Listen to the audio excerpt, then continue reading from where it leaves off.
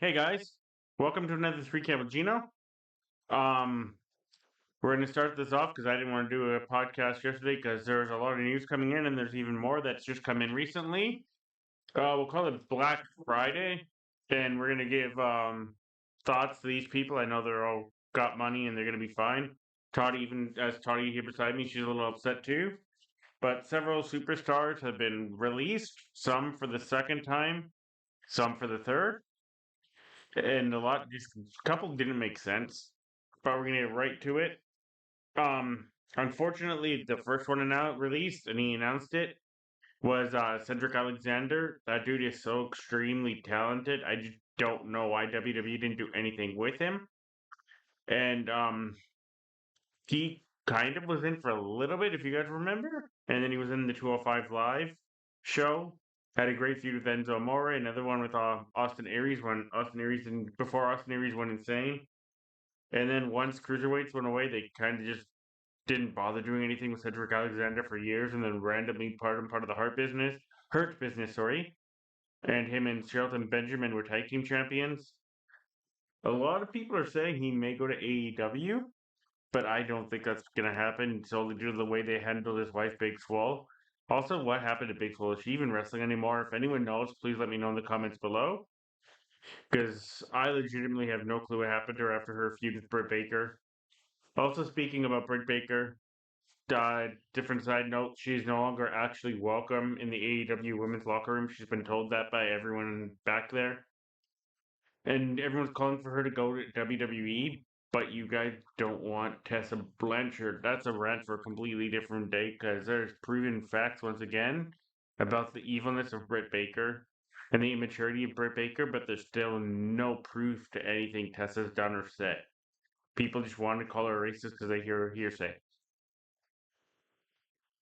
But getting back to Black Friday, we also had Authors of Pain released again because all they did was bring them back and do the exact same thing with them.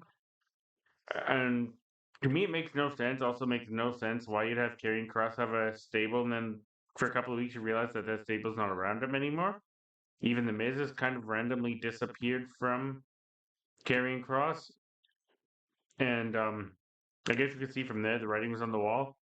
But like I've told a few people, friends of mine that are also wrestling fans, ALP weren't good to start with, and should have had one run, let alone two, in WWE. And this is no disrespect to those guys; they've made their money. I mean, one of them is part of the British Columbia wrestling team, and he was here. Um, but that one's not going to be a loss. Unfortunately, a man who's probably had a great match for the business, but a great match for the business back in the 80s and 90s, Paul Ellering has officially also released with AOP. Well, then again, what did he ever really do in this run besides take a bullet from the Miz from Sister Abigail and Mandible Claw from Uncle Howdy that were both meant for the Miz? He won't be missed, unfortunately. And here's one that kind of doesn't make sense to me. Blair Davenport, aka B Peasley, absolutely tearing it up in NXT UK. They close NXT UK. She comes over to NXT and has a fantastic run as this crazy villain who's just going around attacking people, putting them all out, and everyone's waiting to see who the person is. Eventually, actually destroys Roxanne Perez, which was shocking. We did not think that would happen, and then beats her in 2 out of 3 matches and actually causes her a concussion with a beautiful blackout knee. If you guys have seen that, like the feud those two girls had, incredible. Anyone that's seen Blair Davenport's work before she went to WWE, she's getting no trouble finding a job anywhere. This girl is extremely, extremely, extremely talented. Former Miss Osprey, she is Will Osprey's ex fiance. Um, but that's neither here nor there. I don't see her going to AEW. I see her more of an Impact person, and her and Robbie Brookside, Isaiah Brookside can have a good tag team together. Sorry, they're both former Stardom girls, and I believe they were teamed together in Stardom as well, if I'm not mistaken. So I'd like to see that happens there. But it just makes no sense why they called her up to the draft. The 2024 NXT draft is cursed. Kiana James is not doing a single thing in WWE since she was called up. Um, Cedric Alexander got recalled in the 2024 draft, didn't do a thing. Baron Corbin released, and now Blair Davenport. So pretty much everyone part of that draft no longer with WWE, so that draft just wasn't ready, and now they're all gone. Um, Isla Dawn officially released today. Get ready to see probably Kaylee Ray, sorry, aka Alba Fire soon after that. Also Giovanni Vinci. Writing was on the wall for him after he got cut loose from Imperium and they kind of repackaged him as this Italian person and he lost in 3 seconds to Apollo Cruz. Get ready for Apollo Cruz to probably get cut too. And people are gonna be like, that's not possible, he's injured. Don't matter. And yes, Apollo Cruz is injured. He did tear his pec, so he's probably gonna be let go soon and be returned to the Aha Nation. I think they're looking for these people to go out and to prove me wrong, thing kind of like they did with Drew.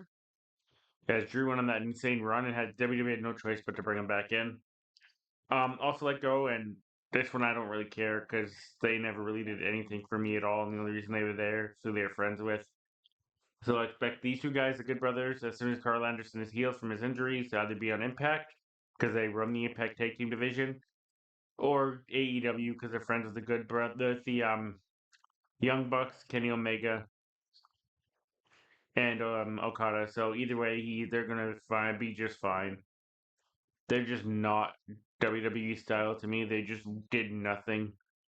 They're just kind of goofs who know. I don't. And this is no disrespect. Carl Anderson's half decent. I don't think Luke Gallows has ever been an in-ring talent whatsoever. Don't think anything of the dude. I think he's been released by WWE. Let me count now. Three, so 8 times maybe because all the different characters he's been. That must tell you something. I don't know why they keep bringing him back. Sorry guys, just having a watch difficulty here at the moment. I don't know why they keep bringing the guy back. I understand it's probably a favorite AJ Styles these last 2 runs, but them being released now just kind of tells you AJ Styles is near the end. We got to see him at the Rumble, and then nothing on either SmackDown or Raw, but he is a SmackDown, I mean a Raw property now. Officially announced at the Monday Night Raw that he was on the transfer portal. Um, and here's the one that kind of shocked me. And yeah, PFC did nothing, and they weren't going to do anything with PFC, but at least they were somewhat of an entertainment, at least on Instagram. And this one's kind of shocking. Did not see this coming. Everyone else, I kind of thought I had a feeling, and Blair Davenport was also kind of shocking because, like I said, they didn't really give Blair a chance. But Sonya Deville has been released. Not released, sorry, told her contract will not be renewed when it's up in a couple of weeks. So she's got a 90-day no compete clause. Love to see her in Impact or not AEW. I think she's too good for AEW. And you guys can call me an AEW hater all you want. I love professional wrestling. I'm trying to like AEW, but it doesn't make sense. And I'll get to that when I go on my little rant later on in this podcast here. But AEW just it's all over the place. And that's all I'm gonna leave it at for right now. I don't know if you guys have seen Eric Bischoff's what he said earlier today. But if you haven't, I'll just give you Cliff Note version. He's like AEW is where stars that used to be stars go to die and nobody can draw a dime. And for the most part, I think he's right. And we'll talk about it later on when I talk about the AEW incident with Australia. It's utterly confusing. You know what? Before we talk about SmackDown next year, let's talk about it. Fuck it. But sorry, back to Sonya Deville. She's unfortunately been released, and I think WWE was only cutting the surface every time they had it with her. Like when she was that character, the general manager, assistant, or general assistant, general manager, whatever you want to call her, you could see something was there. She had the ability to talk, and she could have been a freak in the ring because you could tell she was actually somewhat talented compared to a lot of the people that were released. And her ability to talk on the mic is much better than 90 to 95% of the women in this division. That being said, somebody like an Alexa Bliss and a Charlotte Flair, much, much, much better on the mic. But Sonya's in the upper echelon talkers for girls and wrestling in general, in my personal opinion, and was the mouthpiece for Shayna Baszler and Zoe Stark. Now I wonder what they're going to do with both of them. I expect Shayna to be cut soon too, because WWE's just completely dropped the ball with her. Unless they have Shayna just turn on Zoe and we have a little Shayna Zoe feud for a while and then we completely forget about both. Because WWE seems to like to forget about both these girls. And both these girls are talented, extremely talented. As you guys have seen many times, I'm a huge Zoe Stark fan and I have been for a long time when she was Lacey Ryan previously. Um, but Sonya's gonna bounce back. I think almost everybody on this list outside of AOP will bounce back and find their way somewhere else. somebody will sign AOP just because they have Paul Ellering with them and they're big. But I don't see any any drawability with the AOP, if that makes sense. They're just bland. If the WWE is looking for that like Road Warrior Steiners type thing, but they're not powerhouses and unable to move like the Road Warriors were, and they're not athletic freaks like the Steiners were. And I just like when me and Colin were talking about it a couple weeks ago, WWE doesn't really care about their tag division, so I won't be surprised if it's not here soon later you find out most of these tag teams are gone. Like I said, Dawn has been cut, and I don't expect Kaylee Ray, aka Alba Fyre, to last much longer unless they have plans for her. If they don't, let her go and let her be Kaylee Ray again, and we'll watch what this girl can do. That's all I'm gonna say. Okay, now before we talk about SmackDown, um, AEW is a complete and utter disaster and joke at this point. Like the Grand Slam thing they've been promoting as a pay per view for a while now. They had it at one arena, and they had to cancel and go to a different arena, but they're not refunding the tickets of people that purchased tickets who had better seats in one arena to the shittier seats they're gonna have this arena for the exact same price. They're not refunding any part of that money to these people. Unfortunately, these people are either going to be attending this event, which is now going to be a TV show, not a pay per view like they were claiming for a while. That's the part one. Part two is if you're a professional wrestling company, you actually care somewhat about your fans, maybe refund the tickets and try and resell them at the shittier stadium for a little bit less and see if you can get more fans to go in. Because now all you're going to do is piss off fans there, and there's going to be a lot of them that just will not show up to this fight, and they're going to eat that money, even though it's a lot. Like some of them are $500 tickets, and apparently these $500 tickets were great sight lines at the last arena, but due to the fact that AEW was nowhere near close to filling out the stadium, the sight lines have changed and the seats are not as good. But they refuse to refund any portion of this money to these fans that have bought these tickets. So there's number one problem on fuck AEW and what a joke Tony Khan is and what a disaster it is. And number two is how is embarrassing as a wrestling company who wants to compete with WWE who has no problem selling out any stadium. When you guys try and go to these big stadiums and you can't do it because you don't have the stars to draw.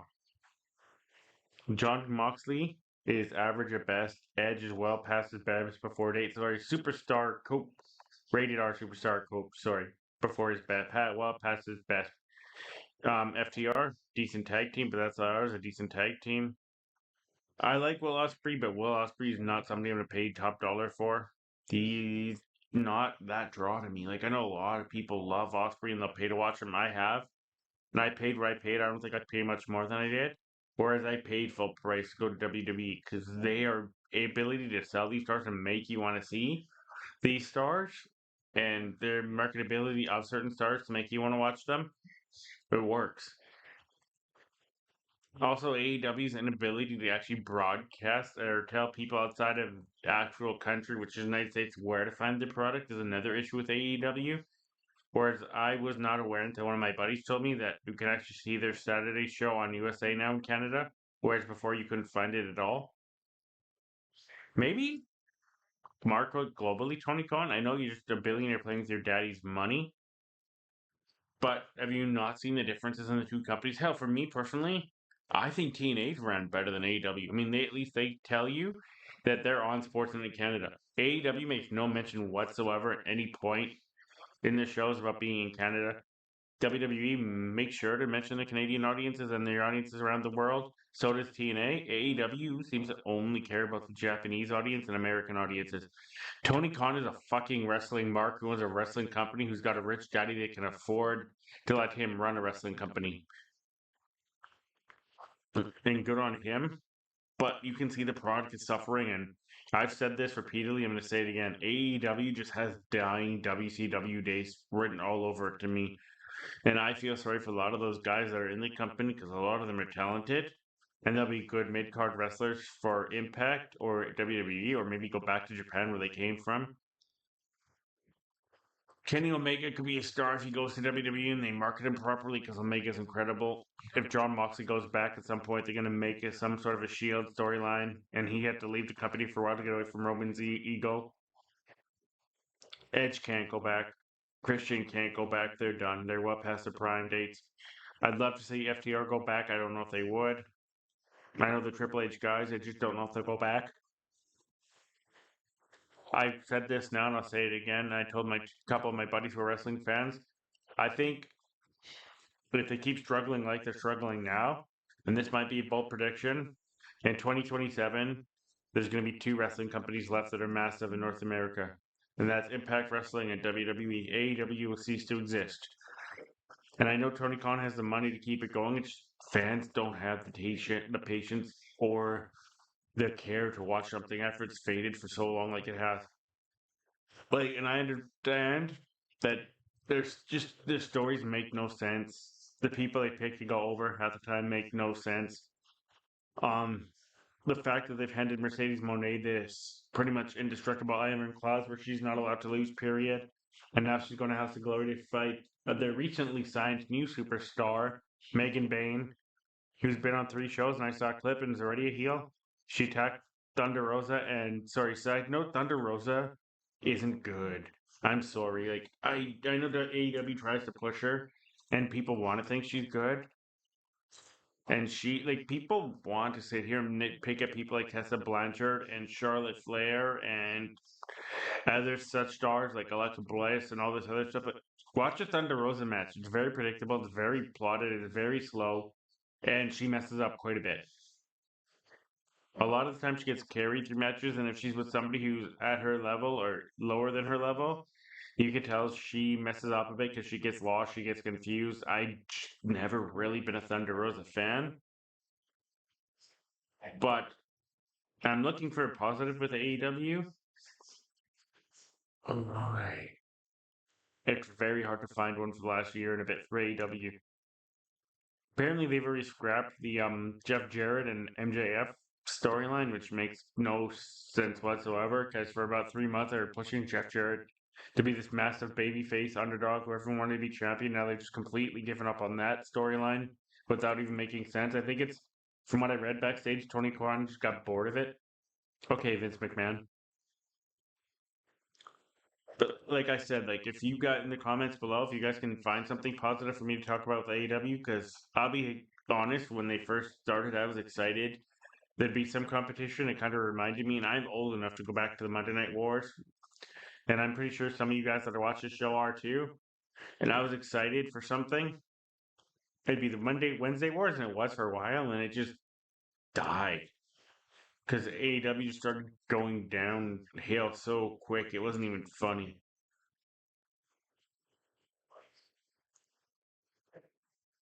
Uh, like I'm trying to pause to think for something positive.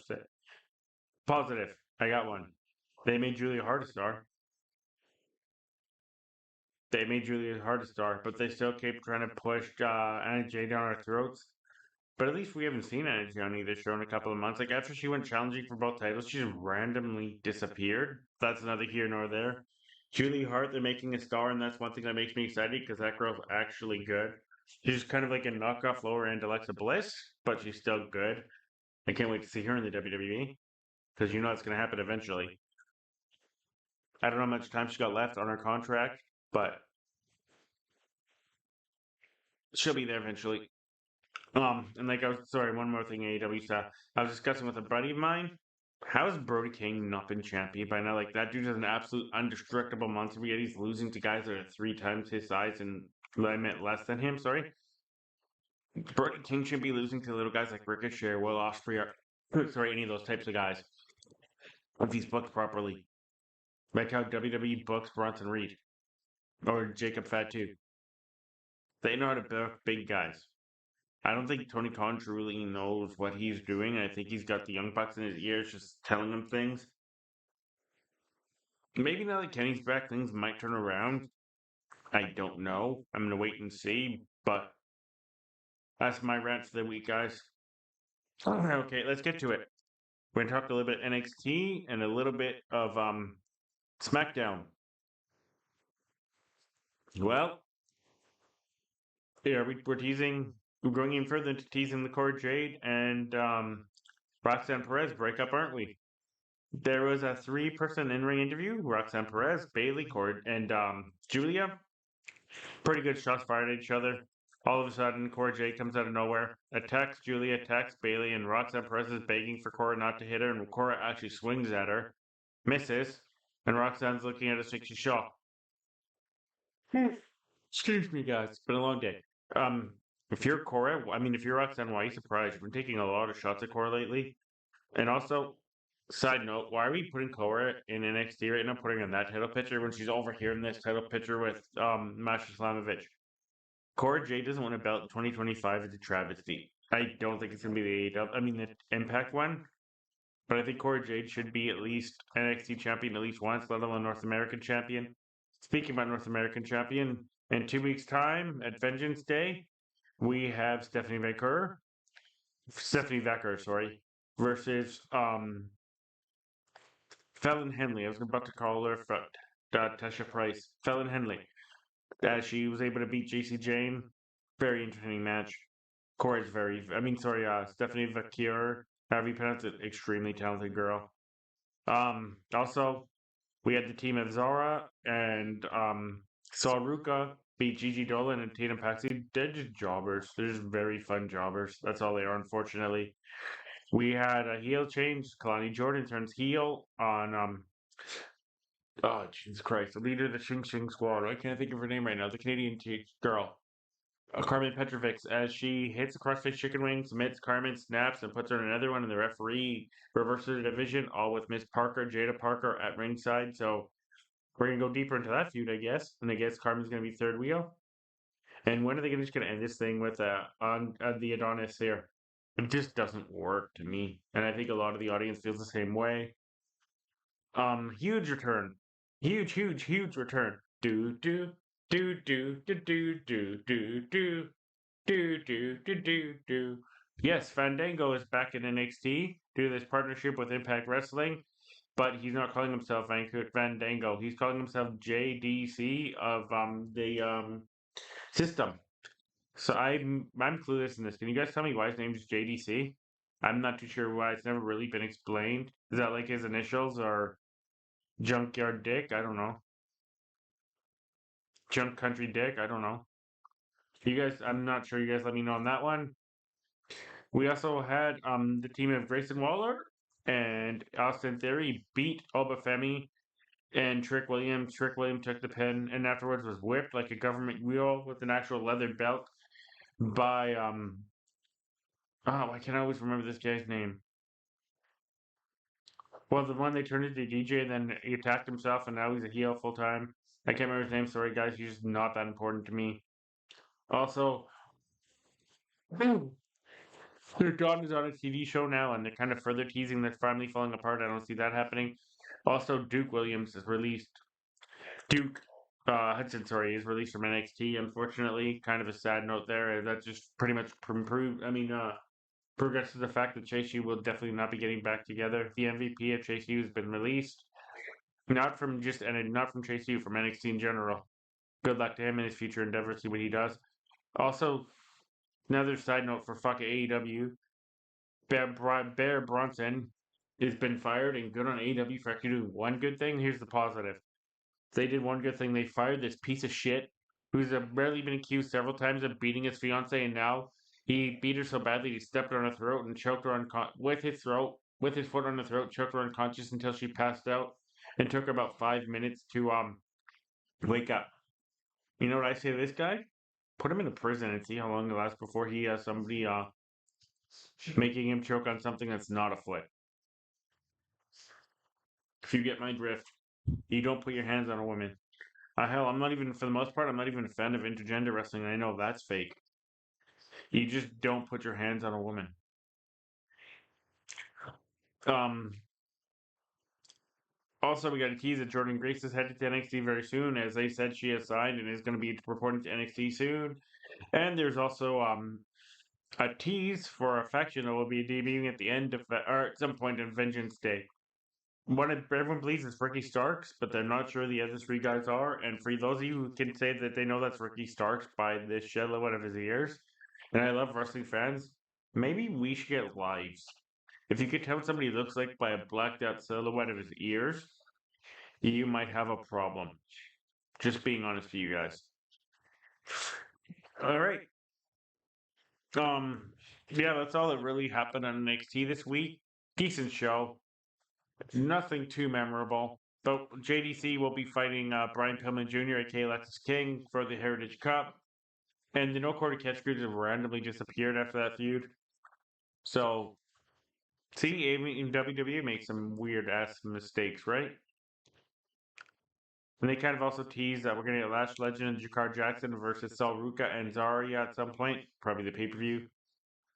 Um,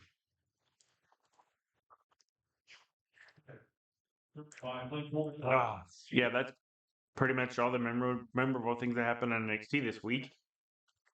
All right, guys, let's get into what happened on SmackDown. It's kicked off by still the most controversial thing and person in WWE because people are still pissed off this dude won the Royal Rumble. You can still see the hate on the internet, but he's truly, actually, honestly, and no bullshit, deserved what he got. Jey Uso's worked his ass off for 17 years, and for him to get to the spot he's gotten to, and the fact you can see this actually truly, truly means something to him, and the fact that he is going to WrestleMania, and the fans actually truly just genuinely connect with this guy. He's not been forced down our throat. That's really cool. But yeah, he kicks off SmackDown. He gets interrupted by calling out Cody, telling him he may or may not. Oh, excuse me. May or may not challenge him. Then they get interrupted by Jacob Fatu and Tamatonga. Leads to a tag team match later in the evening. Oh yes, Drew McIntyre is officially on SmackDown now due to the transfer portal. He was going to be in a three-way match to Elimination Chamber with Big Jim and LA Knight. That happened right after the in-ring segment with Jimmy and Cody Rhodes and the Bloodline 2.0. Very good match. I don't know if you guys saw what LA Knight had to say, but I have posted on my Instagram and my story. You should take a look at it. And I agree with LA Knight. If you're a man and you have things bottle up inside you, don't let them bottle up inside of you. And you have the emotions and you have a feeling you gotta let it cry. Cry, it's okay. It's better than the alternative. But if you know somebody who's decided to do the alternative, I also have known people that have done it, and I'll be honest, I was on the verge of doing it myself once a long time ago. I got the help I needed. Tell those people you're there for them, tell them you'll help them find help. Just listen. That's all I'm gonna say. People just need men are too proud to admit when they're having trouble. Just listen. That's all I gotta say. Just listen. If it's a friend, a brother, a husband, a cousin, a son, God forbid if it's your son, just your grandson, I don't know. Just let people talk if you can tell there's something wrong bothering them. And if they're telling you it's okay, most of the time it's not. I'll be honest with you, it's not. Um, but yeah, just listen to what LA Knight had to say. It's very, very good promo. Made me feel good that somebody was actually able to say that on national television. Very, very, very good match between these three. I'm not going to even talk about it to do justice. Very good match. At one point, there's actual real fight because there is some real tension between LA Knight and Drew McIntyre. Interesting finish. I didn't think the guy that got pinned would get pinned. I thought Jimmy was in there, Big Jim was in there to take the pin. But the finish came as LA Knight was about to blunt force trauma on Big Jim. Drew McIntyre hits LA Knight from behind with the Claymore. He blunt force traumas Big Jim, and Drew McIntyre pins LA Knight. Clearly, we know why. But interesting to see LA Knight will not be in the Elimination Chamber, so that's what they think of LA Knight. All right, that's that. Following that, we had a backstage interview with DIY talking about how they beat the Machine Guns, and they get challenged by Pretty Deadly. Nick Aldis comes out, tells Pretty Deadly if they win the match versus DIY non-title, they're going to get a title match. Decent match. Pretty Deadly's actually not doing any of their comedy relief stuff in this match. Good back and forth. Eventually, Pretty Deadly win. So next week, Pretty Deadly's going to get their ass kicked by DIY, but they're going to get a title shot. Following that, we actually had a backstage interview with the Street Profits getting an absolutely brilliant promo. If you guys have not seen that, either look it up on the internet or go on Netflix and look that up. Street Profits are going heel, and I'm here for that smoke. Um, Following that, we actually had a video hyping up the return of Alexa Bliss. She's going to be in an Elimination Chamber match versus Candice Michelle. Before we had that match, we had Hervis, aka Piper Niven, versus Bianca Belair. This was kind of predictable who was going to win that match. Go to the Elimination Chamber. Very good match, very entertaining. But in the end, we all knew Bianca Belair was not missing the Elimination Chamber. WWE just has this upper echelon of love for Bianca. And don't get me wrong, Bianca is awesome. But like I said at the Rumble, I'm kind of getting tired of Bianca. She does the same. She's been doing the same character for what, 3, 4 years now. She's a very athletic girl, and she's this mega baby face. But in all honesty, everyone wants it to be Naomi or Becky. I mean, sorry, not Becky. Bailey, that was the one that attacked Jade. It should be Bianca. It should 1000% be Bianca. Because nobody see that coming, and we haven't seen heel Bianca since NXT. But it should 1000% be Bianca. That's my personal opinion. Following that, we actually had a recap of what you guys, I don't know if you guys saw it or not, but what Kevin Owens did to Sami Zayn, and then Kevin Owens cut probably one of the best promos you're ever going to hear in your life from a car, showing very much emotion, talking about Sami Zayn's a traitor because he was there for Roman Reigns, but when he saw Kevin Owens and Cody Rhodes, sorry, I couldn't think of his name, having their match, and he could have interfered and helped Kevin at any point. Would it seem like Cody Rhodes was trying to kill Kevin Owens. He stood there and did nothing. Therefore, he did what he did. And forever, we're gonna have a feud of El Generico and Kevin Owens, and Kevin Steen, and I'm here for it. Following that, due to the attack that happened in the Royal Rumble, we had Mello versus Tozawa, and surprisingly, Mello actually got a win on SmackDown. Then we teased The Miz with Andrade. Who cares? I love Andrade. The Miz is just there. Following that, we had Charlotte Flair come out, and I love Charlotte as a talent, but stop the plastic surgery. She also had probably one of the 9 lines of the night. You guys are obsessed with me, my looks, my life, my money, my body. You love to boo me, but you love to love me. If that was it in a nutshell, it's the truth. We're obsessed with Charlotte Flair. The fact that she wins everything, the fact that we think she's handed everything. Tell me where's the lie. That's all. I'm gonna use that CM Punk line. Great promo. Great promo. She talks about how she's gonna challenge the winner. She hasn't decided yet. She went after Rhea. Her and Rhea have unfinished business. She saw Juliet, was not impressed with Julia. She says she could be lying, she could not be lying. I don't know if I want to watch Julia versus Charlotte. That'd be very hard hitting. That'd be a fun match. I just don't know if I'm ready for it, and I don't know if I want Charlotte taking a belt from Julia. I don't know if I want Charlotte taking a belt from Tiffy. If we go that route, I think Tiffy needs a bit of title run to further define herself and further make herself out of her. I don't think Rhea needs a belt, to be honest with you. When Rhea beat Charlotte at Mania, Charlotte's beat Rhea at Mania. I don't think Charlotte needs a belt. I don't think Rhea needs a belt. Unfortunately, I think we know where we're going with this, and I think it's going to be Charlotte versus Tiffy at Mania. But we had Alexa's first match back, and there was a little bit of a tease with the Wyatt Six. She's 1000% the last member of the Wyatt Six. I mean, if you guys have not seen her doll, it even has a six thrown in as one of the eyes, and a few other little Easter eggs if you actually look closely at it. And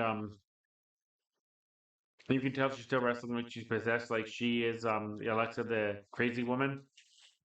She actually got dominated for most of the match. So that even made it even more predictable. She was winning the match. But good showing from both Candice and Alexa. And like I've said for over a decade now, maybe longer, Candice LeRae is personally one of my favorite wrestlers. I think that girl is so absolutely talented. And like I said, I'm not a fan of intergender wrestling, but if you guys go back and see the work this girl did on the indies versus men versus women versus mixed tags, everything, the girl is absolutely incredible. And I love Candace. That's all I'm gonna say. I think I'd like to see her as a face again. Have that run she had like she did when she was in NXT for a little bit. Also, Indy Hartwell's kind of hinting that she's going to be back in WWE in no time soon because she thinks it was just she was let go by mistake. We'll see what happens. Because WWE's definitely let go of a lot of people to either hire somebody big or bring back a few people. I think. Um, um, and then we had our main event.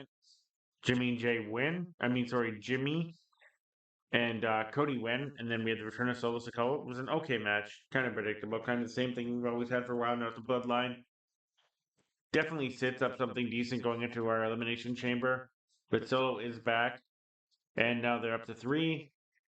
Um, like I said, long day.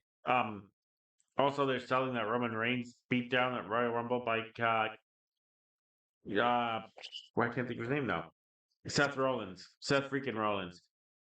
Very well. They're saying Roman's going to be out for the foreseeable future. And a lot of people are talking shit about Roman on the internet, saying, oh, he's a part timer and this and other thing.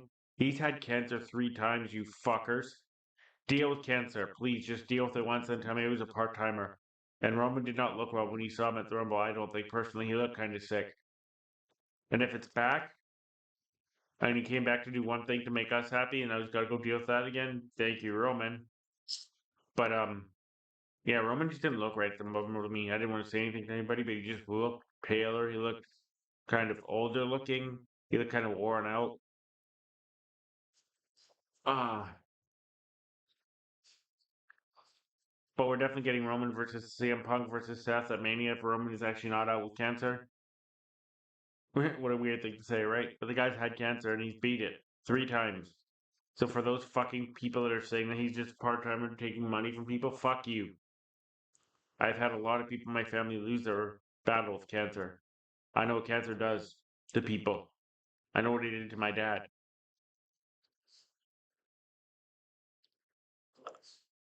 I'll